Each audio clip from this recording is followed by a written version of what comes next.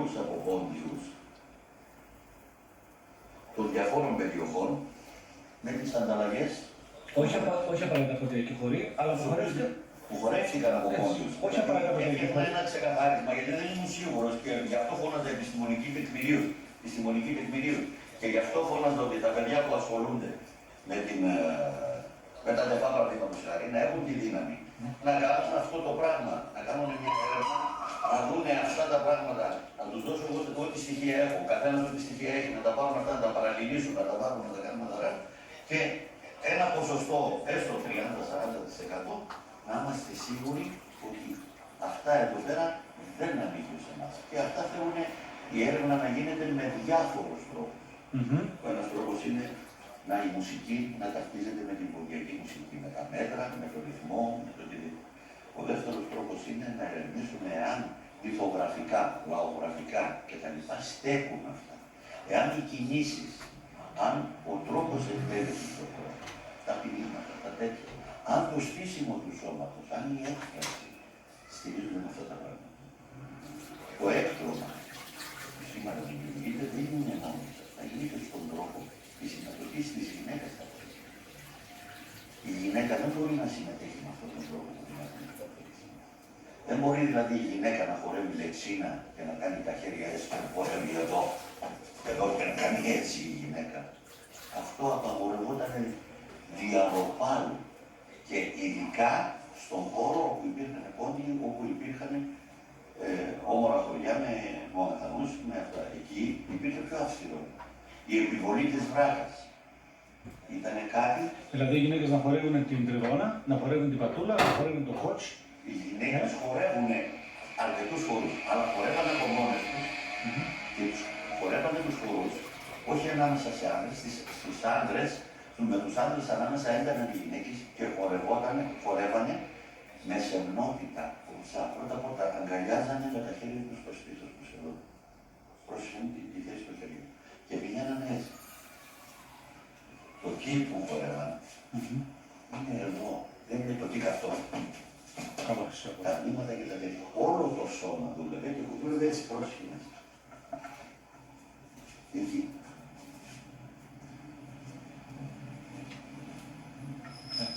Τα χέρια δεν φέρναν από εδώ καθόλου. Πίεζανε το σώμα, ήταν η μία κοντά στην άλλη. Δεν χορεύανε πηριχτά, γιατί δεν επιτρεπόταν να φαίνεται η βράκα. Έτσι και φαινόταν η βράκα την ώρα που χορεύανε, έδειχνε, έλεγανε αουκατέ like it too. Δηλαδή δεν είναι σοβαρή, δεν είναι κουμπάρισα, δεν είναι ωραία. Αυτά ήταν στις σχέσεις με τα σπάτα. Η μουσική. Η μουσική σημερινή έχει γίνει τουλάχιστον 10 φορές πιο βαριά. Αφού κύριε Ξενοφών λέτε τις φορεσιές, πριν φύγουμε τις φορεσιές και πριν δείξουμε και τους χορούς, για τις γυναικείες είπες, φυσικά και η ζουπούνα ένα στυλ μόνο δεν ήταν. Είχε ζουπούνα, βέβαια, ας πούμε, κατά κύριο λόγο μία είναι η ζουπούνα, αλλά κατά περιοχές έχει λίγες παραλλαγές. Κάποιες παραλλαγές έχει. Το κόψιμο μπορεί να είναι. Καμία παραλλαγή. Οι παραλλαγές είναι εμπορικά τοποθετήματα γενικών. Δεν υπάρχει καμία. Αφού έχουν φέρει τέτοια αυθεντικές φορεσιές από τον πόντο. Οι αυθεντικές φορεσιές από τον πόντο που ήταν 6 διαφορετικά κομμάτια που έχω εγώ από τις παραδοσιακές φορεσιές. Έχει το μουσείο που έχει η αυτή και η Δέμινα και η Κορομιαίη. Η μία με την άλλη δεν διαφέρουσε λίγο. Είναι οι ίδιες οι στολές. Μερικές στολές που δημιουργήθηκαν τώρα δεν έχουν να κάνουν με γυναικεία στολή. Είναι παπαδής στην καράσα. Αυτά τα οποία φορούσαν οι παπάδες και αυτό το στάλωμα που γίνεται εδώ, αυτό το κρέμασμα αυτού του δίθεν καπνοσάκουλου. Δεν υπήρχε καπνοσακούλα στην ποντιακή ιστορία. Υπήρχε καπνοσακούλα στην καθημερινή στολή. Ήταν δεμένη με το βραχοζόν. Υπήρχε από μέσα το βρακί του βραχοζόν. Ήταν ένα σκηνή το οποίο περνούσε γύρω-γύρω από τη σακούλα αφού τυράβανε και το τραβούσανε και το βάζανε μέσα στο ζωνάρι. Δεν είχε να κρέμεται δίπλα τίποτα αυτό. Μιλάμε για την καθημερινή. Η καθημερινή φορεσιά όμως δεν ήταν ζύκα, ήταν το κοτόρι, τι ήταν. Όχι. Τι ήταν. Ζύκα ήταν κανονική. Καθημερινή. Ζύκα, ναι, ζύκα και τα λοιπά. Κουλτούρια και τέτοια που λένε και τα λοιπά. Δεν υπήρχε τίποτα. Υπήρχαν μόνο καραγόνες. Καραγόνες, ναι. Η οποία καραγόνα είχε να κάνει με επιβολή. Δηλαδή ήταν από τους Τούρκους παρμένοι και όποιος δεν είχε να χωρέσει έπαιρνε να και φορούσε, όποιος ήταν κοντά και είχε στοιχεία λίγα από τον πόντο, προσπαθούσε να ταυτιστεί με εκείνους, να είναι πιο ημέτερος με τους κάποιους για να έχει και την, ας το πω έτσι, την καλή συμπεριφορά προς το άτομό του από τους κάποιους. Ή η ανέχεια ή ο άλλος τρόπος που ήταν. Δεν υπήρχε, η ζήκα ήταν μία. Παρόλα αυτά, συμφωνώ, ναι, γιατί βλέπουμε ζήπες, δεν βλέπουμε παραλλαγές. Η ζήπκα είναι μία. Παρ' όλα αυτά, σε καθημερινή βάση βλέπουμε ότι μπορεί πάνω να μην φοράει εξοπλισμό κτλ. Στην καθημερινότητα φοράει τη ζήπκα, το παντελόνι και απάνω μπορεί να αφήνει από κάτω απλά και την κουκούλα. Τίποτα άλλο. Όχι. Έχουμε φωτογραφίες. Αυτό είναι μόνο τις ώρες της δουλειάς. Ο σεβασμός στην ποντιακή ενδυμασία είχε να κάνει με όλους αυτούς τους λαούς που ήταν γύρω-γύρω από τον Μόντο. Δηλαδή, φορούσαν την ποντιακή ζήπκα και προς το Τακεστάν, τη Γεωργία, εδώ και εκεί με παραλλαγές. Αλλά κοινά στοιχεία ήταν σχεδόν όλα. Και οι Λαζοί φορούσαν την και λαζούσαν. Ναι, φορούσαν τη ζήπκα. Τι σήμαινε όμως αυτό το πράγμα?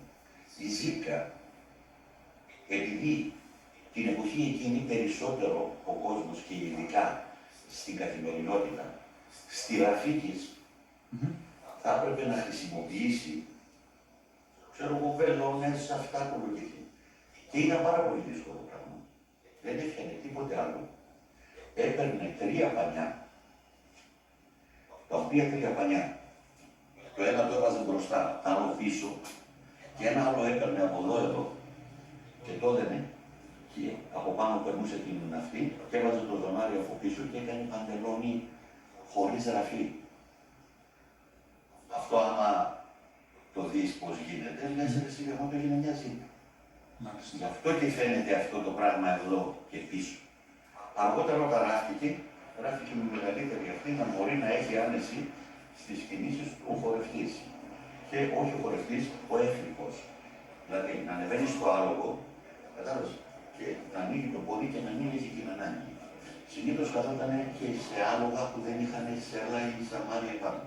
Και αυτό το πράγμα του υφάσματος, οι πτυχές αυτές του υφάσματος, οι χρησιμοποιούσαν και σαν σέλα. Δηλαδή οι χρησιμοποιούσαν για να μην πληγώνονται όταν κάθονται πάνω σε άλογο, γιατί πηγαίνουν στις δουλειές τους και έκαναν οτιδήποτε. Τώρα μιλάμε για ποντιακή στολή. Εσείς αυτά που τα ξέρετε? Δεν ξέρω. Εγώ είμαι ο πρώτος, μάλλον όχι ο πρώτος, από τους 3 πρώτους που ξεκίνησαν να κάνουν ποντιακές ενδυμασίες. Ερεύνησαν κτλ. Ο ένας ήταν που λεγόταν Μαυρόπουλος, ήταν εδώ στη Θεσσαλονίκη. Ο ένας Παναγιωτόπουλος, ο οποίος ήταν λίγο μεταγενέστερος από μένα και από τον Μαυρόπουλο, και ένας Κωνσταντινίδης στην Αθήνα. 3 ήταν αυτοί που λάβανε στολές στην Ελλάδα. Πραγματικές ποντιακές στολές. Από τη ύστερα ξεκίνησαν και βγήκαν όλοι οι αποτυχημένοι βιοτέχνες και κάνανε αυτό το τέτοιο για εμπορικούς λόγους. Κανένας δεν ξέρει τη στολή, κανένας δεν ξέρει την ενδυμασία. Αυτά που λένε τώρα αυτοί, ότι ξεκίνησαν και ξέρεις τα χρώματα ήταν άλλα και άλλα και άλλα, μισό λεπτό, να ήταν. Κοίτα πότε είχα ενδυμασία εγώ, το 78. Τσόχα είναι αυτό. Ναι, τσόχα. Πότε ήταν, δεν είναι τσόχα, είναι ειδικό ύφασμα που είχαν τότε. Κατάλαβες. Αυτοί τα βγάλαν μετά το 97-98 αυτές τις ενδυμασίες. Οι φωτογραφίες είναι αυτές από το 78-80 που παίζαμε το θέατρο. Κοίταξε. Κάλιστα μοιάζει για τσόχα αυτό. Τσόχα δεν είναι τσόχα. Είναι ειδικό ύφασμα που δεν μπορούν να το βρούνε τώρα να βάλουν αυτό απάνω. Και είχαν κατασκευαστεί αυτές οι στολές για να παίζονται τα έργα. Πρόσεχε να δεις πώς ήταν οι ενδυμασίες. Σήμερα κάνουνε και λέει, ξέρεις, εγώ έκανα και αυτή είναι η ενδυμασία και εγώ είμαι ειδικό. Και βλέπω πολύ ωραίο πασλούκι δέσιμο. Κατάλαβα. Δηλαδή δεν είναι, και το πασλουκιού το δέσιμο δεν είναι αυτό. Το πασλουκιού το δέσιμο το χρησιμοποιούμε αυτό εμείς γιατί δεν είναι πιο σταθερά στο κεφάλι και να σου πω, ύστερα χρησιμοποιούν τη λέξη στολή. Στολή σημαίνει κάτι που έχει να κάνει με στρατιωτικό ένδυμα. Αυτή ήταν η ποντιακή ενδυμασία.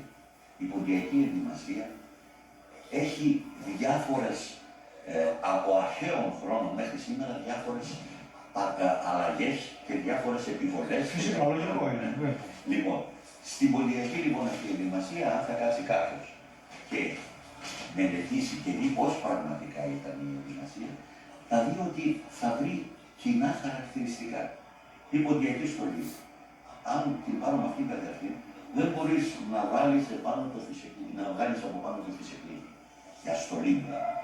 Αυτό το που λένε το σιλάχ που βάλανε, δεν ήταν ίδιο της ποντιακής στολή. Δεν υπήρχε σιλάχ στην ποντιακή στολή. Αυτό χρησιμοποιόταν μόνο στη στολή των κοτσαμάνων, που λένε, των κοτσαμάνων, πρόσεχε, γιατί και εδώ υπάρχει μια αυτή, ναι, ότι λένε τα μομοέρια και κοτσαμάνοι είναι το ίδιο πράγμα. Δεν έχουν καμιά σχέση. Τα μομοέρια είναι 2.000 χρόνια πριν. Είναι από διονυσιακά έθιμα και τα κοτσαμάνια είναι μεταγενέστερα. Κατάλαβα. Και έχουν απάνω το σιλά. Το πήραν, το βάλαν απάνω στη στολή, πήραν κρεμάσαν από δόντρια, λένε σε καπνοσακούλες, πήγανε βάλαν, λένε ώρα και εννοούν μια αλυσίδα. Αυτά είναι ώρα, είναι ώρα, είναι το ρολόι. Μισό λεπτό να το δείτε. Ναι. Γίνονται κανονικοί. Τώρα είναι το ρολόι, έτσι. Λοιπόν, και τη φοράει με αυτό εδώ, το τέτοιο να πιάνει εδώ, έτσι, και αυτό να μπαίνει εδώ στη τσέπη στο τέτοιο. Και να βγάζει και να βλέπει την ώρα. Δεν έχει καμία να κάνει με την αλυσίδα που βάζω στο λαιμό. Η αλυσίδα που έμενε στο λαιμό τη χρησιμοποιούσαν στη στολή, πρόσεξε θα σου πω, και κατέβαινε και έμενε και έκουμπονε στο πιστόλι. Είχε αυτή την αλυσίδα που βλέπει στο λαιμό, κατέβαινε στο πιστόλι. Ήτανε το λαδικό, το οποίο είχε μέσα γράσο για να γλυσώνει τα σιδηρικά είδη. Ήτανε το εγκόρπιο, το οποίο ήταν αυτό που είχανε στον χώρο. Εδώ, για να χρησιμοποιούν και τα τέτοια. Τώρα, φυλαχτό λένε το ένα, εγκόρπιο λένε το άλλο, ώρα λένε το άλλο και κανένα δεν έχει να κάνει με αυτά. Είχανε τα μαχαίρια τους, είχανε τα πιστόλια τους, είχανε τα οτιδήποτε. Αυτή τη στολή, δηλαδή αυτό το έκτρωμα που παρουσιάζεται τώρα, να έχεις πουκάμισο και ειδικά εκείνο το άσπρο, που μοιάζει σαν καψόνια που τα βγαίνουν τα παιδιά και να κρέμονται από πάνω εδώ, κάνει κανένα αυτή τη σχέση με την πότα. Η πότα είναι το τελευταίο δημιούργημα. Εσείς κύριε Ξενοφώνη, τόσα χρόνια που είστε στον χώρο, κάποια στιγμή στην καριέρα σας, εσείς στη θητεία σας στον χώρο, τα παρουσιάσατε έτσι όπως τα λέτε? Να υπάρχουν καταγεγραμμένα ή φωτογραφικά ή σε βίντεο κτλ. Δηλαδή να βλέπουμε την καθημερινή φορεσιά, να βλέπουμε τη ζύκα, να βλέπουμε τη ζουμπούνα έτσι όπως την ξέρατε και την έχετε μελετήσει, ή να δούμε τα τσαρούχια, ή δεν ξέρω, τα έχετε κάνει αυτά? Υπάρχουν κάποια... Μέχρι σήμερα, ποτέ κανένας χώρος και κανένα άτομο όπως εσύ τώρα, και δεν θα τα έδινα σε κανέναν αυτά τα στοιχεία, εγώ σου σε μιλώ ειλικρινά, επειδή βλέπω την αγωνία σου και με βλέπω σαν παιδί, ασχολείσαι και τρέχεις και προσπαθείς και θέλω να κάνεις κάτι, βλέπω ότι θέλεις να κάνεις κάτι που να έχει σχέση με τη λαϊκή, γνήσια λαϊκή ποντιακή παράδοση, να βγάλεις ό,τι καλύτερο μπορείς εσύ, όπως και κατά δύο παιδιά μαζί σου. Θα τονίσω να πω τον γιο μου, τον άλλο τον, πώς το λένε, από το Σωρεόκαστρο που ήταν πάνω στο... Ο Κυριάκος. Ναι, όπως είναι κάποια παιδιά που βλέπω ότι δεν κάνουν εμπόριο. Σε αυτούς θα τα δώσω. Σε καμία περίπτωση δεν θέλουμε να κάνουμε. Εγώ αυτή τη στιγμή, τα στοιχεία που έχω, είναι τόσα που μπορούν να βοηθήσουν να διορθωθεί κάτι. Και θα ήθελα να τα δώσω αυτά τα στοιχεία σε μια ΠΟΕ, σε μια παγκοσμιακή ομοσπονδία, και γι' αυτό χρόνια φώναξα. Και είπα, αυτού είναι παιδιά, δώστε τους υποτροφίες, δώστε τους ένα μισθό να ασχοληθούν για να κάνουν καταγραφή και τέτοια. Για το Θεαθήνε, οι 5, 10, οι 20 και για το εμπόριο οι άλλοι 30. Δεν μπορώ να τα δώσω εγώ τα στοιχεία αυτά. Κατάλαβες, γιατί τα εκμεταλλεύω. Έκανα μία διάταξη κάποτε πάνω στην Παναγία σου μετά. Για την ποντιακή ενδυμασία και ξέρω. Την άλλη μέρα είδα ότι πήρανε κάποιοι και άρχισαν να τα χρησιμοποιούν για να κάνουν ό,τι εκείνη είναι δικά τους κτλ. Όπως και αυτούς τους χορούς που έδωσα και στον Ζουνατζίδη και στον ένα και στον άλλο κτλ. Δεν είχαν τη δύναμη να πούνε ότι αυτά καταγράφηκαν από τον ξενοφόντα στο Πιανίδη και να πούνε ότι είναι έτσι. Το λιγότερο μπορούσαν να κάνουν. Κατάλαβα. Λοιπόν, όπως καταλαβαίνεις, εμείς οι πιο παλιοί, και εγώ θα συγχαίρω τον Στάθη τον Ευσταθιάδη, ο οποίος είναι για μένα ο μοναδικός που έκανε αυτήν την περισυλλογή της μουσικής των στοιχείων του ποντιακού χώρου και τα κράτησε και ίσως κάποια στιγμή θα βγουν σε έναν χώρο, σαν μουσιακά πλέον αυτά, αλλά θα έχουν κάποιες βάσεις. Όταν εγώ άρχισα να κάνω περισυλλογές, ξέρει κανείς χορούς τώρα, τη Ταλτάλας, τη Βουσή, το Δίπατο, το ένα, το άλλο, είναι άλλοι 15 χωροί που έχω εγώ και τους ξέρω. Γιατί να τους δώσω, όταν θα τους εμπορευτούν οι άλλοι. Δεν μπορώ να τους εμπορευτώ εγώ. Δεν μπορώ να βγάζω βιντεοκασέτες να τις πουλάω 60 και 70 χιλιάρικα τη μία. Στα τόσα χρόνια που ό,τι λεφτά βγάλαμε τα δώσαμε για τον ποντιακό χώρο. Με την ψυχή στα δόντια να τρέχουμε. Σήμερα μετά από 30 χρόνια κάνουν συγκροτήματα και λένε το συγκρότημά μου και το συγκρότημά μου. Πού ήταν αυτά τα συγκροτήματα όταν εγώ είχα σαν διδάσκαλο στην εύκολη την ωραία στη Θεσσαλονίκη και έγινα 2 παραστάσεις εξωτερικού το χρόνο. Και θα πω το εγωιστικό σήμερα εγώ μπροστά σου. Γιατί όλοι εδώ, ό,τι πιο φωνάζουν εγώ, είναι εκείνους ακούνε. Μέχρι σήμερα ποιος έχει δώσει 2 παραστάσεις σε όλο τον κόσμο. Σε Καναδά και σε Ιωάννεσμπουργκ. 3 φορές Αυστραλία, 3 φορές Αμερική. Ποιος έβγαλε τους ποντιακούς χώρους στο εξωτερικό. Ποιος έβγαλε συγκροτήματα ποντιακά. Δεν είχαμε τη δύναμη να βγάλουμε. Εγώ ήμουν πρωτοχρευτής στο Λύκειο Ελληνικών Θεσσαλονίκης, μέλος του Παγκόσμιου ΦΙΟΕΦ και είχα τη δύναμη να γνωρίσω τον έξω κόσμο διαμέσου του Λυκείου Ελληνικών Θεσσαλονίκης και στη συνέχεια μέσω του Λυκείου Ελληνικών Θεσσαλονίκης να προβάλλω τους ποντιακούς χορούς, να έρθω σε επαφή με τους συλλόγους, τους τότε παρθένους συλλόγους και να μην ξέρουν να κάνουν και να τους υποχρεώνω να κάνουν εκεί την αυτή και να αρχίσουν να δένουν και να τους στέλνουν σε όλο τον κόσμο στολές.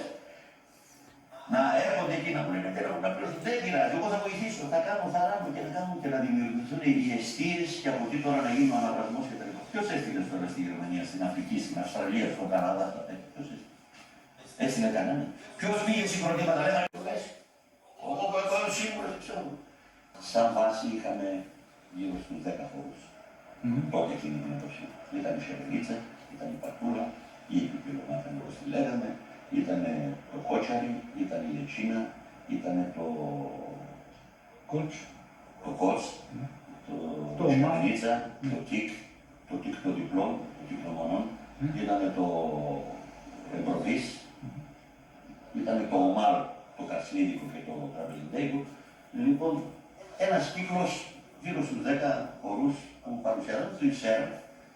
Και αργότερα όταν εγώ ανέλαβα πλέον και προχώρησα λίγο, άρχισα να κάνω έρευνα. Εκείνη την εποχή γύρισα όλη τη Βόρεια Ελλάδα. Είχα γνωρίσει έναν, ο Γιάννης από τους Ευζώνους, ο Μπαρβαγιάννης ο Ζήδης, Μπαρβαγιάννης, ο οποίος έπαιζε και λίγο λύρα. Αυτό με βοήθησε πάρα πολύ, με έδωσε πάρα πολλά κομμάτια. Αυτά τα περισσότερα κομμάτια που έχω και δεν τα ξέρουν ακόμα κανένας. Και να μεταζητήσει δεν θα στα δώσω. Γιατί, όχι γιατί δεν έχω αυτό, γιατί τέλος πάντων και εγώ θέλω να ετοιμάσω και εγώ κάτι, να αφήσω μια παρακαταθήκη. Γιατί αυτά τα κομμάτια, όταν κάθισα και τα παραλύγησα με την χωριανή μου, την Ευγενή τη Ζευγαροπούλου. Η Ευγενία η Ζευγαροπούλου είναι αυτή που άφησε τη μεγαλύτερη παρακαταθήκη μουσικής στον Στάθη Ευσταθιάδη. Από τραγούδια και από μουσική. Και όταν κάθισα και παραλύγησα και με την εγγονή της συζήτησα ορισμένα πράγματα, τότε μου είπε, ξέρω, υπάρχουν λέει, κάποια πράγματα τα οποία πράγματι εμείς τα είχαμε τότε. Τα ήξεραμε και εμείς, τα ήξερε και η γιαγιά μου και τα κάναμε. Όπως τα κανιέλια που λένε. Τα χορεύαν και αυτοί. Καρσλίδικος χώρος, έτσι. Δεν έχει καρσλίδικο εδώ, πρόσεχε να δεις. Τα κανιέλια, καρσλίδικα είναι κάποια κομμάτια που από την ονομασία φαίνεται ότι είναι παρμένα από κάπου. Όπως είναι αυτό που λέμε εμείς το ελματσούκ. Το οποίο στα ρώσικα σημαίνει μήλο. Κατάλαβα. Εδώ το τάντζαρα δεν έχει να κάνει με το τέτοιο. Αν το δεις έτσι σαν λέξη, λεκτικά τάντζαρα, πρέπει να είναι σε κάποια περιοχή που να έχει να κάνει με κάποιο όμορφο άλλο έθνος, γιατί όπως το Γιαματάν, Η Τάμζαρα είναι πόλη, εκεί στη Γράζα, στην κόπο. Ναι, Τάμζαρα. είναι κόπο. Αυτό ακριβώς θέλω να σου πω. Δεν έχει να κάνει δηλαδή με το αυτό. Αυτά τα στοιχεία τα πήρα εγώ από Καρσλίδες, αλλά αυτοί μεταφέρανε αυτούσιο τον πολιτισμό τους και τον κράτησαν εκεί. Αυτά που λες, κύριε Ξενοφό, μπορείς να τα χορεύεις, τα θυμάσαι? Βεβαίως. Ναι. Αυτά που είπες, μπορείς να τα δείξεις? Πες μου τι, για ποιο πώς. Ας πούμε το Γιαματά που λες. Βεβαίως. Ναι. Να βγάλω την κάμερα και να σου τραβάω λίγο γιατί δεν θα πάρει τα πόδια σου. Θα έλεγα το άλλο. Και μπορώ να την πάρω την κασέτα. Ναι. Να σου τη δει, να βάλουμε και τη μουσική. Ναι. Και να δεις και πώς ακριβώς είναι πάνω στη μουσική για να το κατατάξεις με τη μουσική. Δεν είναι Εντάξει. αλλά να σου δείξω τώρα το Γιαματάν. Πρόσεχε. Το Γιαματάν συνήθως χορεύεται αυτό το πράγμα. 1, 2, 3, 4, 5, 6, 7, 8, 9, 10, 11, 12, 13. Ναι, σαν το σαμψό που χορεύουμε τώρα. Σαν το σαψό μου χορεύουν και μπορούν να το χορεύουν και άλλοι. Και με τα χέρια πάνω ή μόνο κάτω? Όχι, αυτό ήταν το κάτω και μετά όταν γινόταν αυτό το πράγμα. 1, 2, 3, 5, 7, 8, 9, 10, 12, δηλαδή. Α, και τα χέρια. Μένα εδώ τα χέρια, όχι απάνω. Εδώ, στους ώμους. Στους ώμους. 1, 2, 3,